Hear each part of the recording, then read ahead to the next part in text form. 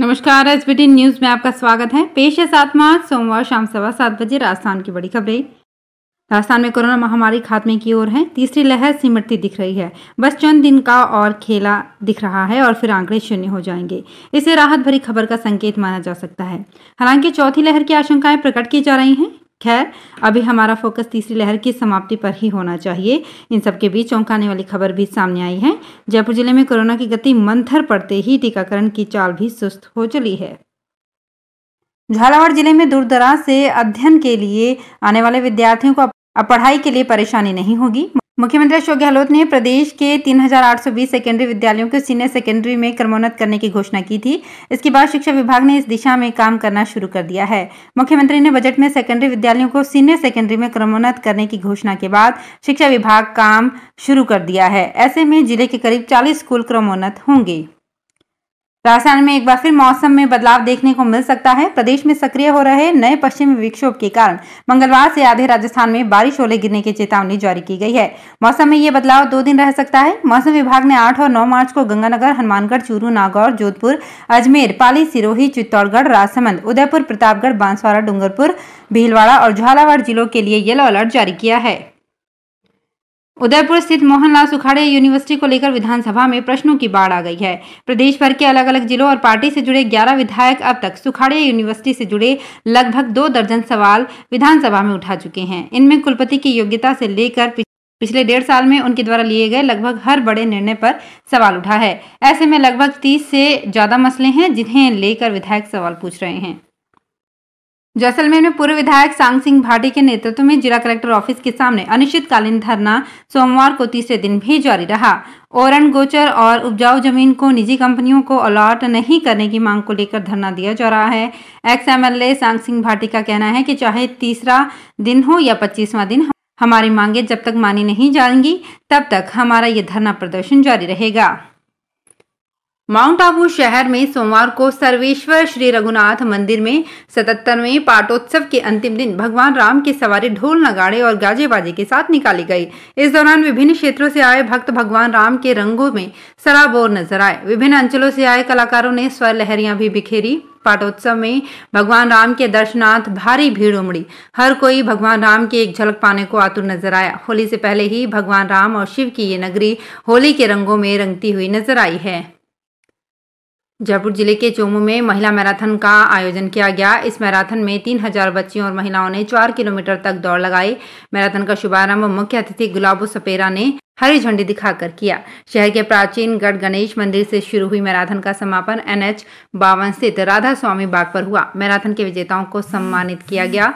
इस दौरान सांस्कृतिक कार्यक्रम भी आयोजित किए गए। झालावाड़ के खंडिया तालाब के पास स्थित अश्व की मूर्ति स्वामी भक्ति की मिसाल है। यह ऐतिहासिक धरोहर करीब 150 साल पुरानी है, लेकिन पिछले कई दिनों से ये धरोहर उपेक्षा की शिकार हो रही है। खंडिया तालाब के किनारे स्थित अश्व की मूर्ति झालावाड़ के महाराज राणा पृथ्वी सिंह के अश्व की है। जब महाराज राणा दुर्गपुरा गांव की तरफ से शहर लौट रहे थे, तभी रास्ते में तालाब के किनारे से गुजरते समय वो अपने अश्व के साथ पानी में डूबने लगे थे। इस समय अश्व ने उनके प्राण बचाने के लिए अपने प्राण त्याग दिए थे। सीकर जिले में बाबा खाटू श्याम का लक्खी मेला कल से शुरू हो चुका है। कोरोना के चलते पिछले 2 सालों में खाटू श्याम के दर्शनों में काफी पाबंदियां रही। वहीं इस बार लक्खी मेले में प्रशासन ने कई पाबंदियां हटाई है। इसके चलते जहां श्रद्धालुओं में तो खासा उत्साह देखा जा रहा है, वहीं इस बार खाटू कस्बे के दुकानदारों में भी मेले के पहले दिन खासा उत्साह देखने को मिला।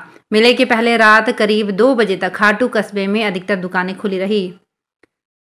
जयपुर शहर में सुविधाएं विकसित करने के नाम पर जगह जगह सड़कें खोदकर आमजन के लिए मुसीबत खड़ी कर दी है। पानी बिजली की लाइनों के अलावा टेलीकॉम कंपनियों की फाइबर ऑप्टिकल की लाइनों को डालने के लिए शहर जगह जगह से खोद डाला है। बड़ी बात यह है कि इन लाइनों को डालने के बाद भी कोई भी जिम्मेदार एजेंसी उन्हें 2-3 महीने तक रिपेयर नहीं करवा रही है। कई जगह स्थिति यह है कि रोड 4 लेन की है, लेकिन वहां 2 लेन पर ही ट्रैफिक चलाना पड़ रहा है। राजस्थान वक्फ बोर्ड के चेयरमैन खानू खान बुधवाली ने रविवार को चूरू जिला मुख्यालय पर विभिन्न वक्फ संपत्तियों का निरीक्षण किया और सर्किट हाउस में लोगों से मुलाकात कर जनसुनवाई की। इस मौके पर वक्फ बोर्ड चेयरमैन ने कहा कि राज्य में वक्फ संपत्तियों के संरक्षण के लिए समुचित प्रयास किए जा रहे हैं। लगातार कार्यवाही कर वक्फ संपत्तियों से अवैध अतिक्रमण हटाए जा रहे हैं। 2 साल बाद 5वीं क्लास की भी बोर्ड परीक्षा कराने की तैयारी चल रही है। बोर्ड परीक्षा के आवेदन के लिए प्रारंभिक शिक्षा निदेशालय बीकानेर ने 5 मार्च तारीख घोषित की थी, लेकिन इस अवधि में प्रदेश के लाखों बच्चे आवेदन नहीं कर पाए। इसको देखते हुए प्रारंभिक शिक्षा विभाग निदेशालय की ओर से आवेदन करने की अंतिम तिथि 9 दिन बढ़ाकर 14 मार्च कर दी गई है। अब तक आवेदन करने से वंचित रहे स्टूडेंट आवेदन कर बोर्ड परीक्षा में शामिल हो सकते हैं।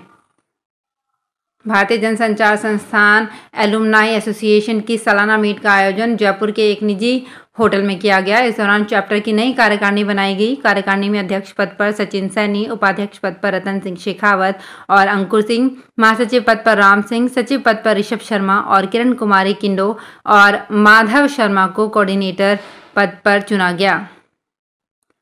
आपातकाल हालात में नागरिक सुरक्षा स्वयंसेवक की भूमिका बहुत ही महत्वपूर्ण होती है। बाड़मेर नागरिक सुरक्षा 100 नए स्वयंसेवकों की भर्ती करने के आदेश विभाग से मिले थे।